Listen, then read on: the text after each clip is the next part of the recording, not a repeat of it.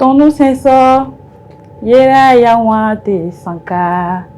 Goburu kanuku konsuru, waye yawante sanka. C'est avec un plaisir renouvelé que je vous retrouve ce matin, chers internautes. Bonjour chez vous. Vous êtes sur Dabarou TV et bienvenue à tous. Je reçois pour vous aujourd'hui, comme vous l'avez entendu à l'entame de mon introduction, Alpha Mime. Il est chanteur et professeur à la fois. Personnellement, je ne sais pas comment est-ce qu'il arrive à concilier les deux. Donc, ensemble avec vous, nous allons essayer de décrypter sa vie, son quotidien et son parcours, pourquoi pas. Dia Rastafari, comment est-ce que vous vous saluez? C'est ça, Dia Rastafari. On va faire comme ça. Bonjour Alpha Mime. Bonjour. Bienvenue sur Dabarou TV. Merci d'avoir accepté notre invitation. Vraiment, c'est un plaisir. C'est un plaisir aussi. Un plaisir partagé. Merci. Et Cliché, c'est déjà une émission qui permet aux artistes de se faire connaître. Oui. Parce que vos fans, ils vous connaissent de nom, ils ne connaissent pas votre personnalité. Bien sûr. Donc nous vous donnons l'occasion de vous révéler à eux, de leur montrer qui vous êtes vraiment. Ouais. Donc pour commencer, vous allez vous présenter à vos fans. Votre nom, le nom, le prénom et votre profession et tout ce qui va. Bon voilà, et je suis Alpha Mime. C'est vrai que c'est ce que les gens connaissent, mais Mime, c'est à l'état civil, au fait, c'est maman, le Mime là, oui. Le M là veut dire maman, le I veut dire Ibrahim, et le M veut dire Mohamed. Okay. C'est vrai qu'il y a un petit nom qui est caché, qui est Awali. Donc c'est maman Ibrahim, Mohamed Awali. Mais pour un peu, comme nous sommes dans le domaine de l'art, pour donner un peu de l'esthétique et de l'enjoliveur à la chose, j'ai dû prendre Mime comme diminutif. Okay. Maintenant, le alpha vient du simple fait que quand j'étais dans le lycée, collège, j'interprétais les chansons d'Alpha Blondy et tout ça. On m'appelait Alpha Blondy du Bénin. Okay. Et pour ne pas dire Alpha Blondy, voici notre alpha, voici notre alpha. Vous avez pris. Et donc j'ai pris Alpha. Et ajouté à Mime qui fait partie de mon identité, ça donnait Alpha Mime. Voilà. D'accord. Vous êtes né où et vous avez grandi où? Votre enfance, vous l'avez fait où? Bon, voilà. Et, bon, en fait, quand on me demande vous êtes né où, vous êtes né quand, je dis souvent que je n'aime pas qu'on me limite dans le temps et dans l'espace. D'accord. Parce que l'artiste, il est d'abord national et il n'est plus... une localité ne veut pas s'approprier un artiste, donc il est national.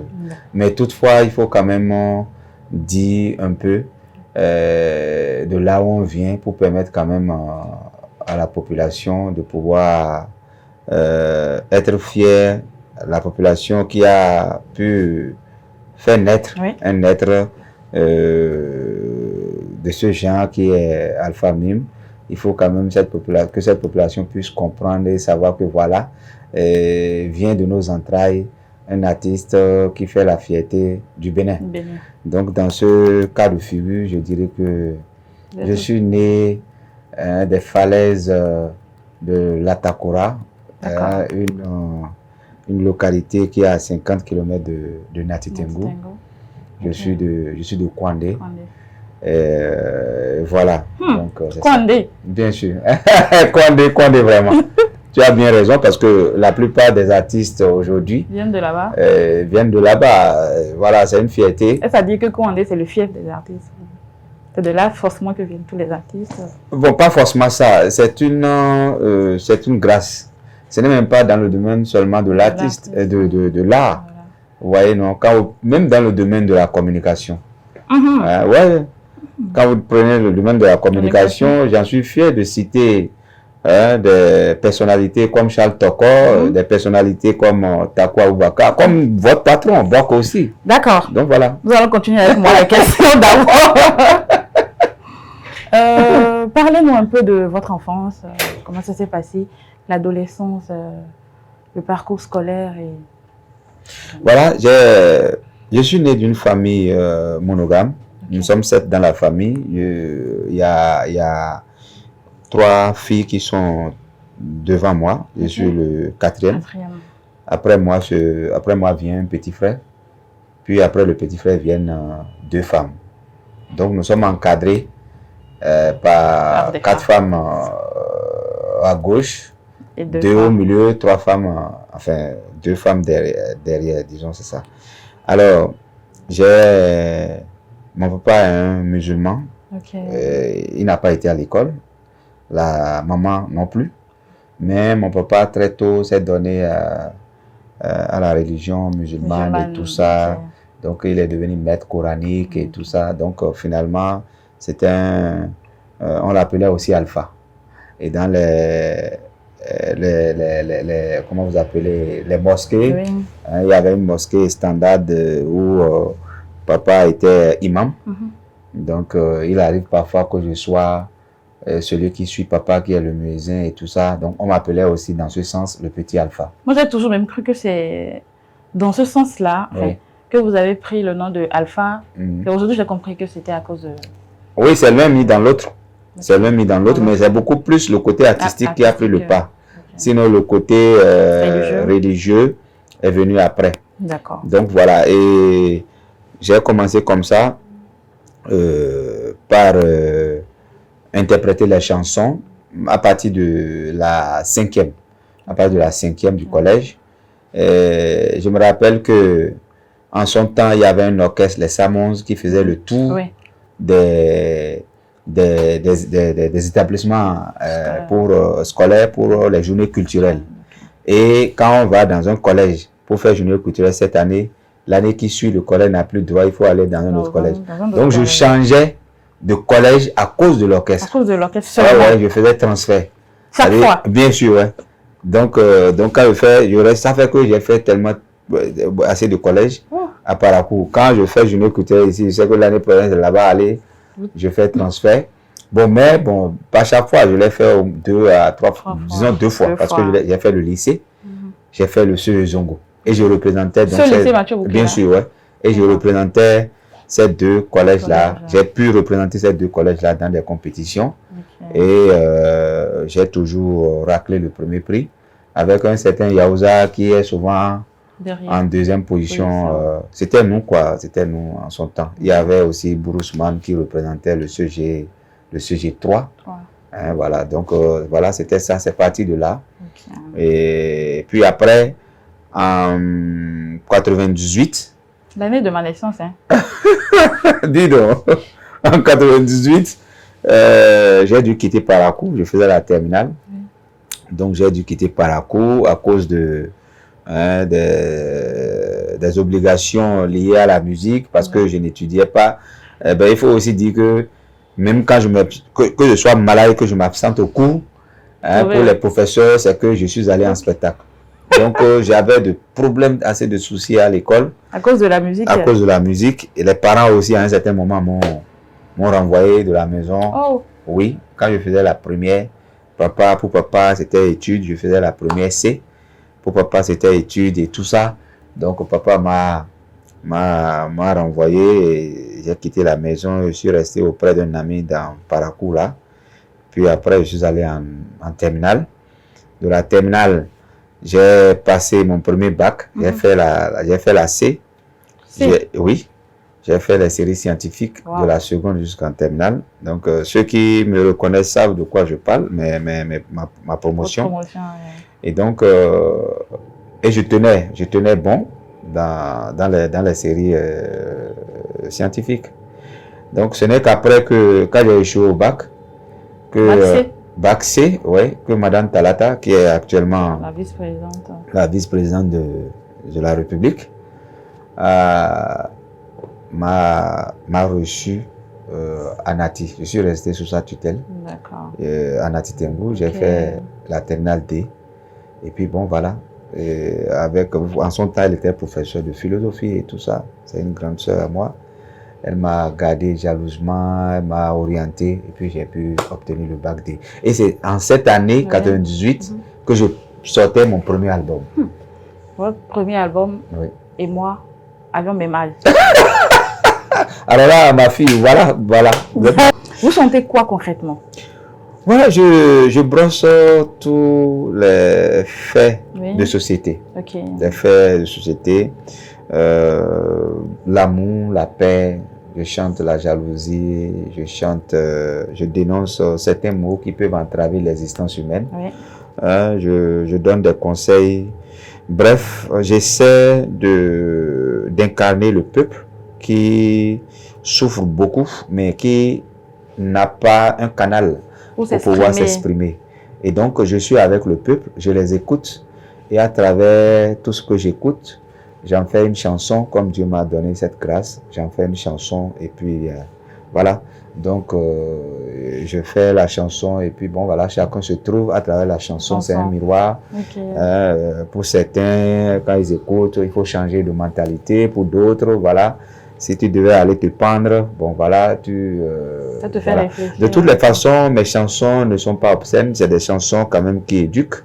Et d'ailleurs, mon profil, le fait que Dieu me donne cette grâce d'être professeur, et d'ailleurs même c'est pour ça que j'ai choisi d'être professeur, parce que là, ça me permet d'être en contact avec les jeunes, hein, les adolescents, d'être avec la jeunesse, de donner des conseils au-delà des cours. Oui. Et donc voilà, de permettre aux enfants d'être, que je sois, disons, une référence. Donc on peut chanter et être élève, on peut faire, c'est pas le football, le théâtre et être élève.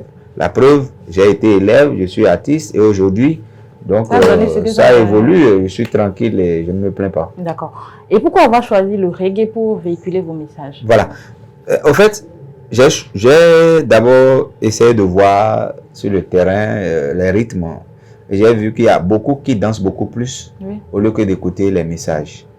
Hein, quand vous choisissez un rythme typiquement dansant, on n'écoute plus les messages. Alors, j'ai essayé de prendre le reggae parce que le reggae, c'est d'abord une musique, hein, une musique de message, une musique philosophique, une musique à laquelle beaucoup, au lieu que de danser, beaucoup s'asseyent et écoutent. Et voilà, ils écoutent.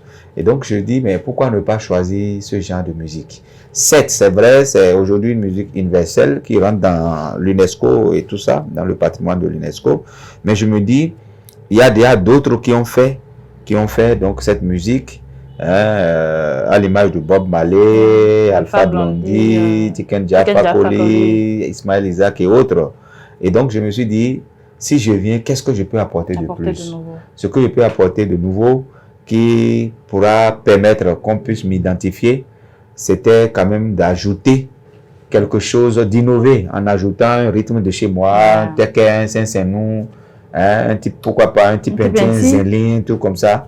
Alors là, moi j'ai choisi le teke et le teke ajouté le Saint-Saint-Nou ajouté au reggae. Ça m'a donné un rythme, je me suis dit, bon voilà, je peux me créer un rythme qu'on appelle reggae taxi par exemple. Wow. Reggae taxi, teke, Saint-Saint-Nou et puis reggae, voilà. D'accord. Voilà. On a l'habitude de dire que la plupart des reggaemans prennent quelque chose pour être inspirés et tout. Est-ce que c'est votre cas? Bon, et c'est vrai, il y a aussi la folie de la jeunesse, hein, mais moi j'ai eu la chance, ça et je rends grâce aujourd'hui, et puis un hommage mérité à mes parents. L'éducation que j'ai reçue ne me permet pas de fumer, je ne fume pas. C'est vrai, je suis resté avec des gens qui fument et tout ça, mais ça ne me dit absolument, ça n'a pas impacté sur moi, donc je ne fume pas et tout ça. Bon, je crois chacun sa philosophie, sa façon de percevoir la vie. Hein. Moi, je refuse de fumer parce que je me dis que même une simple cigarette, si je prends, quand on va m'adresser la parole, je serai en train de m'exprimer. Les gens m'ont dit, il a déjà fumé. Ouais, ce qu'il dit là, n'est plus concret, il délie. Mais pour le respect à ma personne, donc je me suis refusé de fumer. Et puis ça en est ainsi jusqu'à aujourd'hui. Donc moi, je ne prends pas. Je ne prends pas du joint, encore moins de l'alcool. D'ailleurs, ça casse ma voix avant de chanter, puisque j'ai une voix spéciale, un thème vocal spécial. Donc, j'ai commencé par imposer mon thème vocal à la population. Donc, je n'ai pas voulu, au cours du temps, qu'on dise que lui ne chante plus bien, sa voix est cassée, il n'est plus comme avant. Donc, j'ai gardé ma voix, et pour garder ma voix telle qu'elle était, même s'il y a aussi le poids de l'âge, la voix y est, et c'est justement pour éviter, en évitant justement tout ce qui est stimulant, qui pourra peut-être dégrader la voix. D'accord. Est-ce que vous avez un modèle, enfin, vous avez parlé de Alpha Condé. Alpha Blondy. Alpha Blondy, pardon. Ouais. Vous lui demandez si c'était votre modèle depuis la jeunesse jusqu'à aujourd'hui. C'est vrai que Alpha Blondy a été une référence, puisque d'ailleurs, d'aucuns disent que la voix, j'ai la même voix, ma voix est entre Alpha Blondy et Ismaël Isaac. Bon, ça, c'est les appréhensions des uns et des autres. Oui, il y a beaucoup qui m'ont inspiré. Partie de Bob Marley, oui. Lucky Dubé, voilà, Lucky Dubé et Alpha Blondy. Voilà encore quelques-uns. Voilà, c'est ça. Donc, j'écoute beaucoup de personnes, y compris même les Béninois, parce que je n'avais pas sorti mon album. Il y avait Baba Diala, paix à son âme, qui avait sorti son album un an avant moi, hein, en Côte d'Ivoire. Quand je l'ai suivi, j'interprétais ses chansons. C'est un an après que donc j'ai fait la synthèse de tout et j'ai sorti mon album. Votre premier son, c'était en quelle année et quel est le titre? Le premier son, c'est en 98 et le titre, c'était Mbakako. Je suis frustrée quand vous... Non, ne sois pas frustrée, ma fille. 98 et c'était Mbakako. Mbakako qui veut dire en bariba, que feras-tu? Est-ce que vous pouvez nous redonner ça en quelques secondes? Ouais.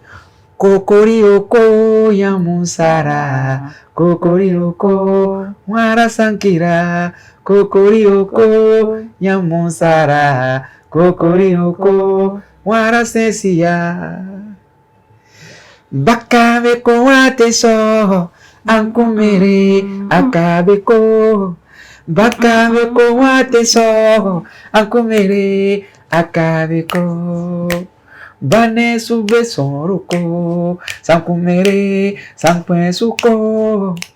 Bane sube sonroko, sankumere, sanpuensuko. Voilà. J'ai envie de me lever dedans. Parlez-nous de la réalisation de votre premier clip. Ah oui, moi j'ai été un enfant chanceux. Quand j'ai sorti le premier album en 98, je voudrais rendre hommage ici à Ferry Flayon qui a arrangé, il est là, il est à Parakou, c'est un guitariste. Oui. C'est lui qui a arrangé la chanson, enfin tout l'album. Oui. Les Joka, décalé, voilà, il était à la basse, voilà. Donc c'est eux qui ont arrangé l'album. Puis après, j'ai eu la chance d'avoir, j'ai enregistré chez Eric. Eric, c'est le studio Olua Tobiloba, donc à Parakou ici. Voilà, c'était pas numérique, c'était analogique. Donc j'ai enregistré avec Eric. Et donc en 98. Alors, toujours en 98. En 98. Donc j'ai fait le clip parce que des gens ont écouté la chanson. L'ORTB passait. L'ORTB m'a beaucoup aidé, Radio Parakou. Parce qu'il y avait on prenait les chansons des artistes du septembre pour faire le générique de certaines émissions et tout ça. Ça nous a propulsé. Et donc, quand à écouter, il y en a qui ont vu que vraiment voilà quelqu'un qui chante bien.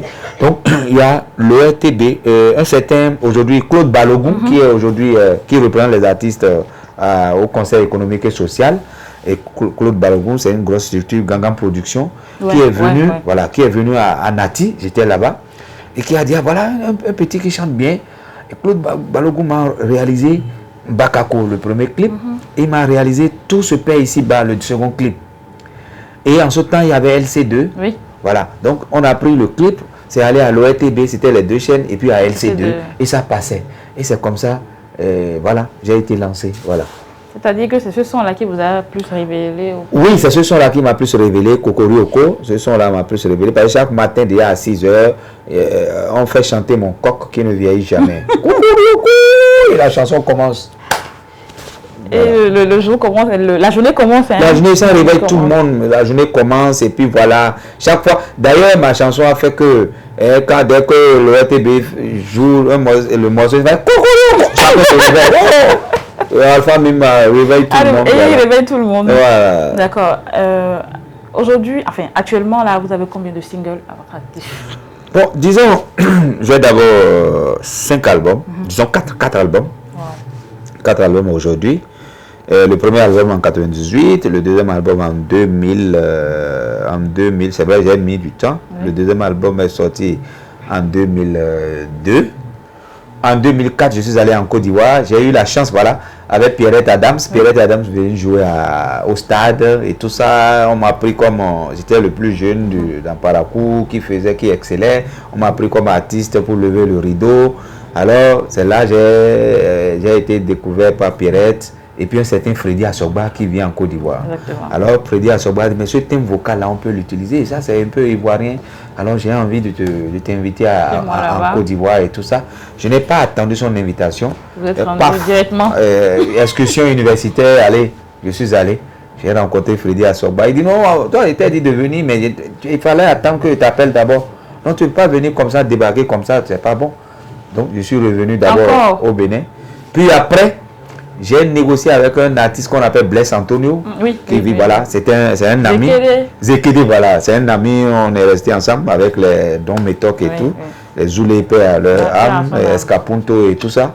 Donc, j'ai dit à Zekede là, à Blaise, il y a un studio là-bas, en Côte d'Ivoire, vraiment, c'est très bon, il faut chercher. Parce qu'il travaillait, il était à l'USAID. Zekede dit, ah, tu es sûr, oui, cherche là, il a cherché là. J'ai appelé Freddy. Freddy, j'étais trouvé un artiste, j'étais devenu un démarcheur, quoi. J'ai trouvé un artiste qui veut enregistrer, il a de l'argent, des millions. Ah, il dit, dis-lui de venir. Quand il voulait partir, il dit, Blaise, permets-moi de te suivre. Arrivé là-bas, je peux t'être utile. Je l'ai suivi. L'autre croyait qu'il était le seul. Il est venu le chercher à l'aéroport, il m'a vu. J'ai cherché mon argent pour prendre le billet. Il m'a vu, il dit, ah. Toi, tu m'as appelé pour dire, tu Blaise, viens, vous venez comme ça, tu te déballes. Toi encore, elle dit, non, bon, je vais accompagner. C'est mon frère. On a été en Côte d'Ivoire, on a été dans son studio, on a travaillé, on a fait 9 mois là-bas. Donc on a fini, Blaise 9 mois. Oui, 9 mois. Côte d'Ivoire, oui. Blaise est rentré, moi je suis resté, il dit bon, pour m'encourager, me dire merci par rapport à ce que j'ai fait, il dit enregistre un morceau. Je vais te donner juste un morceau. Tu vas enregistrer. J'ai enregistré le morceau, quand il a écouté, il dit mais dis donc, tu as une très belle voix et le texte est bon. Ah, fais deuxième, je vais voir. J'ai fait deuxième encore. Quand il a écouté le deuxième, il dit non mais c'est pas possible. Il y a un artiste qu'on appelle David Taïro. David Taïro est arrivé. Il dit mais écoute la chanson de ce petit là. Quand il a écouté, il dit mais le petit chante bien. Il a kiffé aussi. Fais un troisième. Le troisième c'est aller à 8. Waouh, en Côte d'Ivoire. En Côte d'Ivoire. Gratuitement, je vous jure. Aucun franc. On me l'a enregistré et on m'a remis. Et le truc dit petit, le reste là va te faire chose, va te chercher. Je suis rentré au Bénin. Et c'est comme ça que j'ai sorti donc cet album-là, Cœur en détresse. Voilà. Donc, après cet album, j'ai fait un troisième, j'ai fait un quatrième. Donc aujourd'hui, je suis en train d'apprêter le cinquième avec beaucoup de singles. Actuellement, vous avez posé la question par rapport aux singles. J'en ai 6. J'ai 6 singles. Et j'attends ajouter 2. Voilà. Ça va faire 8. Avant, et je vais au moins faire 4 clips avant de lancer ça. D'accord. Durant votre parcours musical, est-ce qu'il y a eu des moments sombres que vous avez eu à traverser? Bien sûr, les moments sombres, il y en a suffisamment. D'abord, en tant qu'artiste, ça je le dis, si je ne m'étais pas donné aux études très tôt, la musique allait prendre le pas sur moi. Parce qu'à un certain moment, l'école ne me disait plus rien. C'était la musique ou rien? C'était la musique ou rien. Et c'est pourquoi je dis toujours aujourd'hui à nos enfants que je ne prie pas à un enfant de se donner d'abord à la musique, aux distractions, pour venir à l'école. Mais mettez-vous en idée que c'est d'abord l'école. Parce qu'aujourd'hui, vous me posez la question en français. S'il n'avait pas étudié, ce n'est pas évident que je puisse répondre. Il y a des questions, il va dire, c'est-à-dire, tu veux dire quoi? Je ne te comprends pas. Mais là, si l'enfant a étudié, il pourra répondre de façon relaxe aux questions. Les études d'abord. Donc, comme période sombre, c'était des périodes où quand je lis mes leçons et j'écoute une musique, je ferme les cahiers et puis bon, c'est la musique et tout ça. Ouais. Donc, période sombre, c'est aussi pour faire quelques rares spectacles, ça arrive, où on a été, où les gens ne sont pas sortis pour suivre le spectacle. Ça fait vraiment mal. Hein? Ça fait vraiment mal parce que c'est beaucoup d'argent. C'était du spectacle live, il faut voyager avec les musiciens et tout ça. Bon, période sombre, on peut aller, il y a pluie. Et le spectacle est reporté, alors que le lendemain, on joue ailleurs. Donc, pour revenir, là, c'est encore un problème, c'est difficile. Bon, voilà un peu les périodes sombres.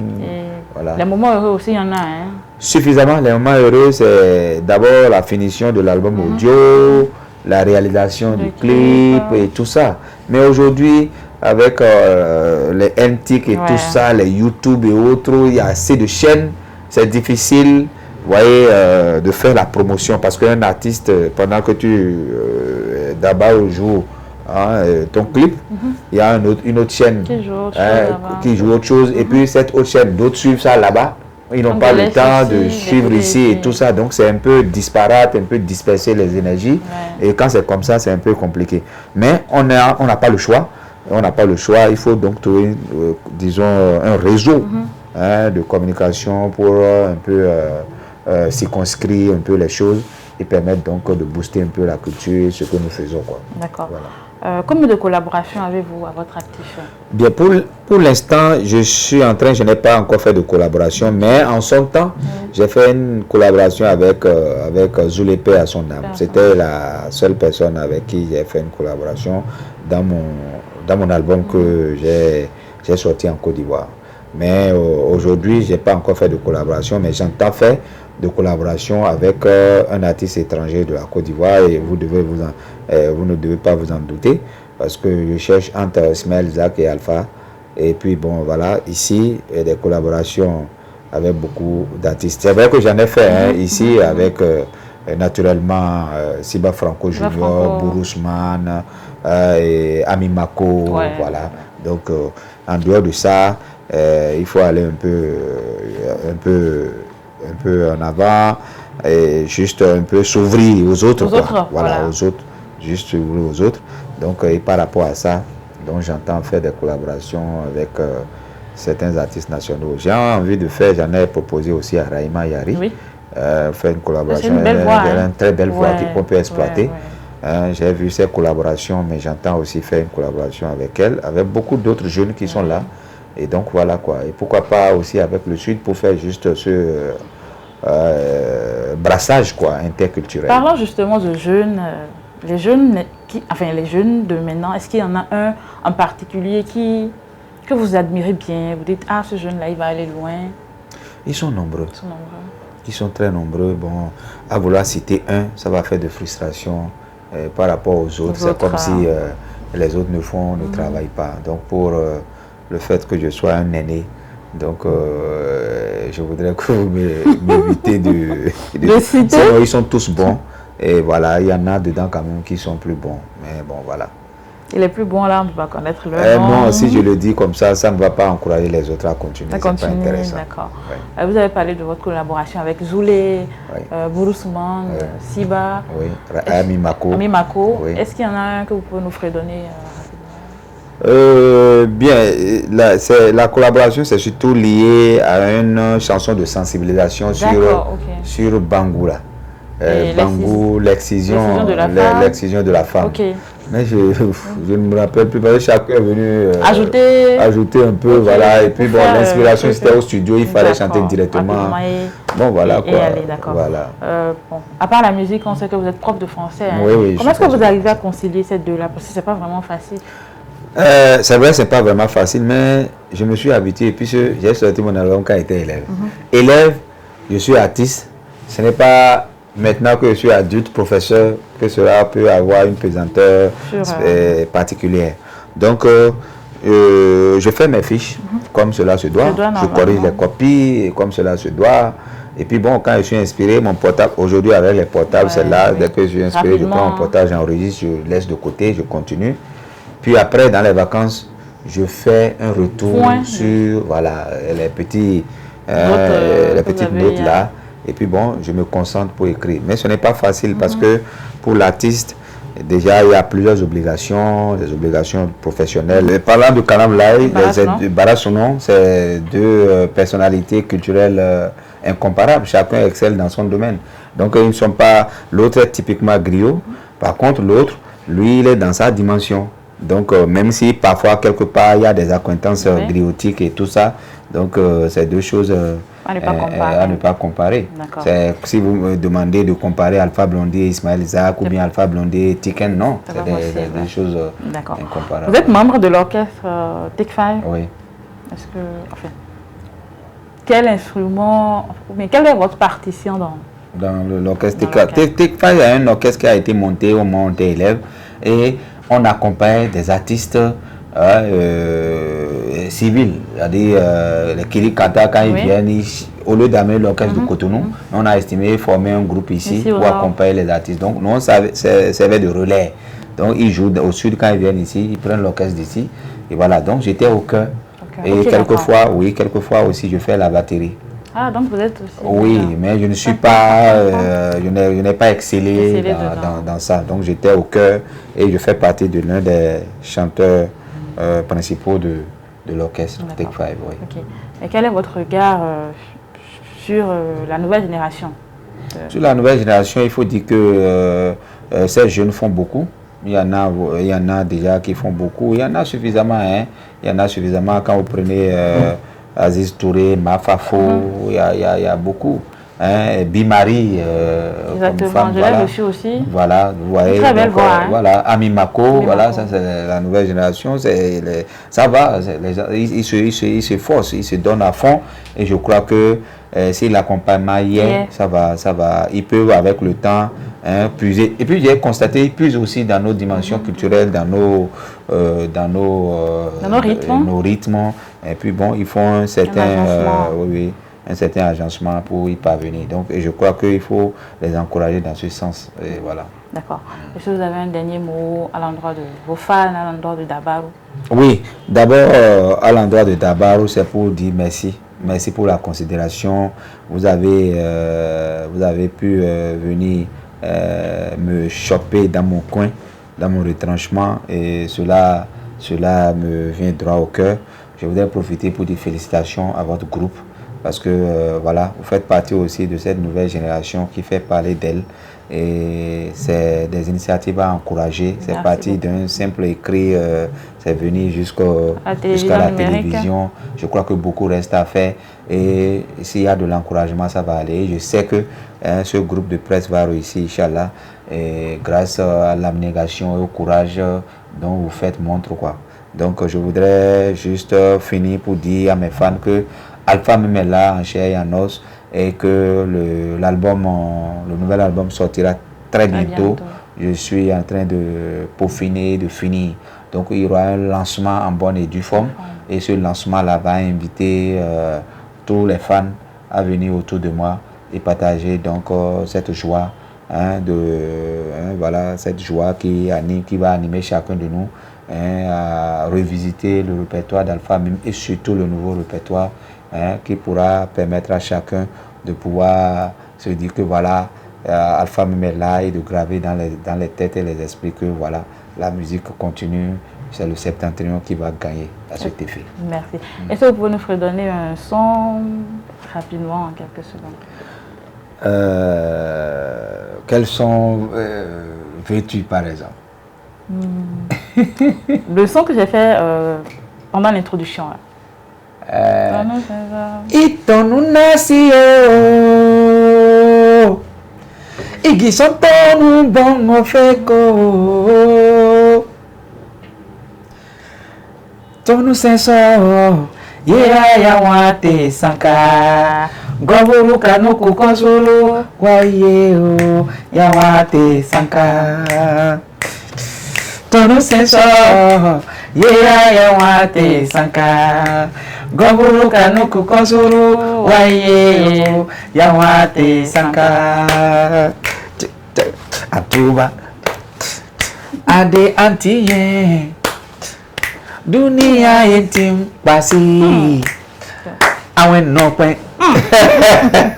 Merci beaucoup. Eh bien, vous l'avez compris, chers internautes, on était avec Alpha Mime. Merci de nous avoir suivis. Merci de toujours préférer Dabaru. Et quoi qu'il arrive, prenez toujours la vie du bon côté parce que les problèmes ne finiront jamais. Essayez juste de profiter de l'instant et je vous dis à très bientôt. Bisous et bye bye. Ciao.